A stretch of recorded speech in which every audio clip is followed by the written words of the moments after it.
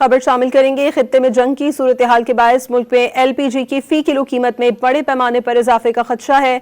LPG की फी kilo कीमत में 90 से 100 रुपए मजीद इजाफा हो सकता है। एलपीजी फी किलो कीमत 500 रुपए तक पहुंच सकती है। नुमाइंदा डॉन न्यूज अली वकार हमारे साथ मौजूद है, उनसे मजीद तफसीलात हासिल करेंगे। जी अली। जंग की सूरत हाल है, उसमें तवानाई बहरान में जो एलपीजी जिसको गरीब की ईंधन समझा जाता है, वो अपने घर का चूल्हा सस्ती गैस पर चलाता था, लेकिन अब उसकी कीमतों में भी बड़े पैमाने पर इजाफे का खदशा है।